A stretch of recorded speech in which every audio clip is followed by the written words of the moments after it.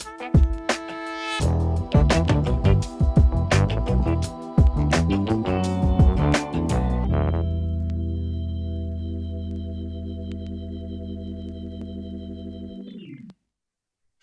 and welcome to this week's episode of Insight Weekly.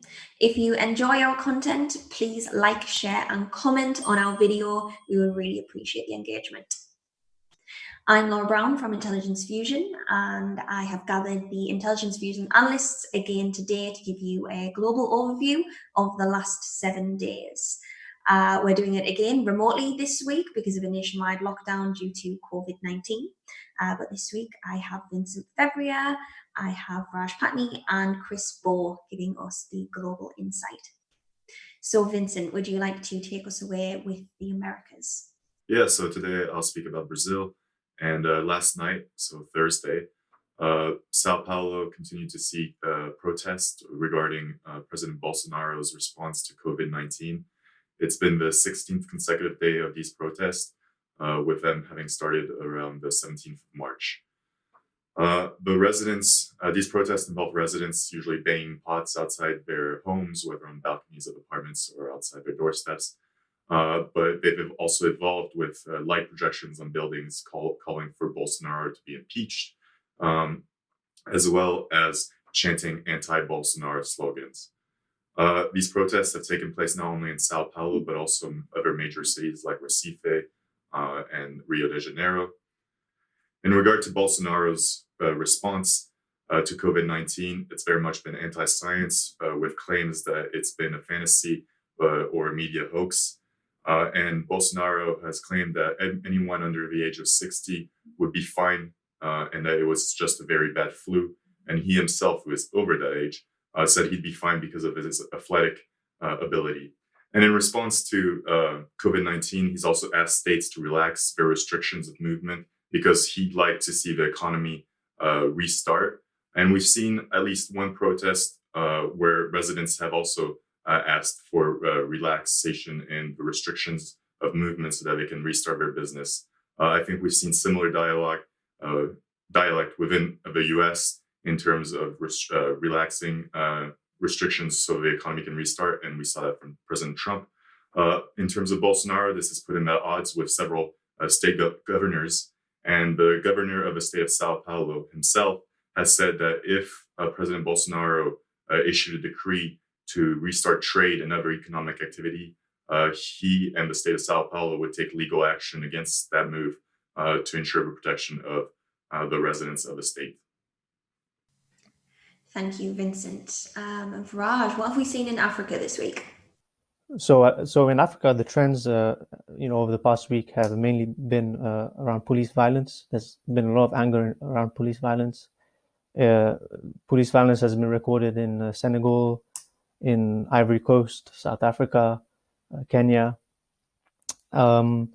We've also seen an increase in business burglaries in Senegal. So in Louga, with police busy enforcing the curfew. I think this has, because police are stretched in capacity, this has sort of left a gap in security in certain areas. So this is why we're seeing an increase in burglaries. We've also seen an increase in reports of police impersonation, because with curfews in place, I think a lot of criminals have decided that, if they impersonate police officers, they can sort of, carry out their activities that way. Generally, there's also been a lot of anger around, especially those of lower economic status. I think there's been a lot of frustration. This is a group, particularly vulnerable group that needs support from the government. And for them, they live hand to mouth. So, whatever, they don't have many savings. So whatever they earn, they don't have many savings. And so whatever they earn, they have to spend on food every day. And because many markets are closed, they don't sort of have any financial capital to buy food. And I think this is going to be a concern going forward in the next few weeks, especially since many of these countries are now taking more aggressive measures. I think it's beginning to bite economically. there has been some skepticism around, the virus. Some have been suggesting that it's just the flu. There hasn't been strict conformity with curfews, with social distancing measures. In Burkina Faso, which is, I think, really the epicenter in some ways of the virus in West Africa, there has been recent tension between public workers, unions, and the government surrounding a recent tax. This hasn't sort of dissipated since the coronavirus outbreak. While many strikes and protests have been cancelled, anger still remains. And recently, the government suspended salaries for some teachers, and this has caused more anger. Whether we'll see more protests, we'll have to wait and see. But I think it's a possibility. There has been anger among taxi drivers as well, because with social distancing measures, put in place, this has meant that taxi drivers have had to increase their prices because they have to take less passengers.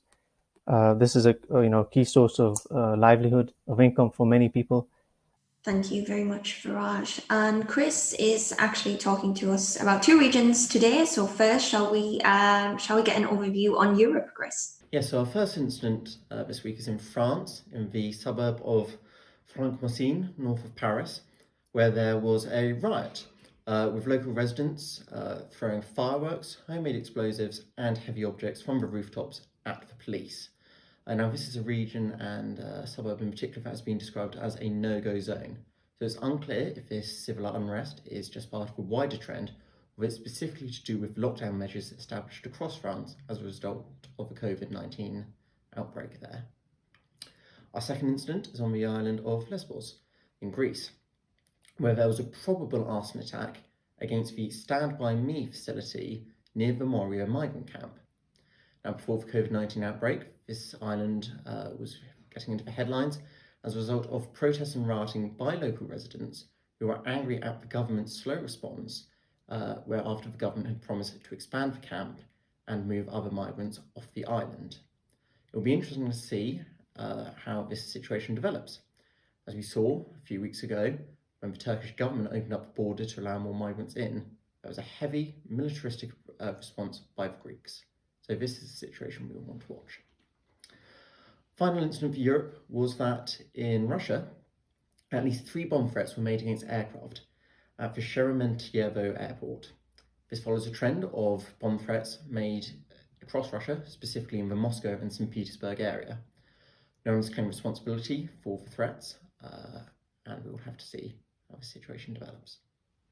Thank you, Chris. And what about Asia? What's been happening this week? So in Asia, we continue to see violence at both ends of the continent. In Indonesia and West Papua, there was a militant attack in the town of Timika, in which 1 person was killed and 6 people are injured.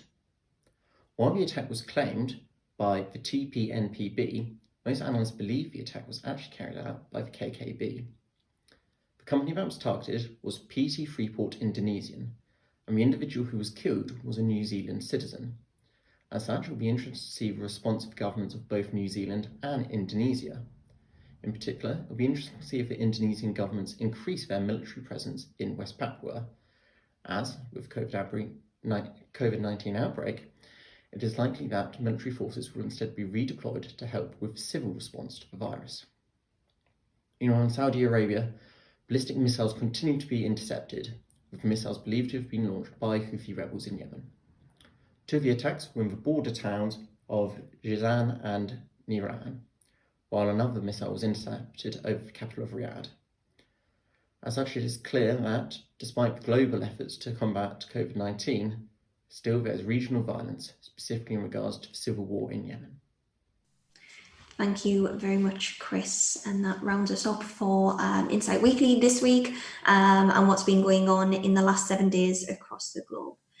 Please feel free to subscribe to our YouTube channel to get the latest episodes sent directly to your inbox every Friday.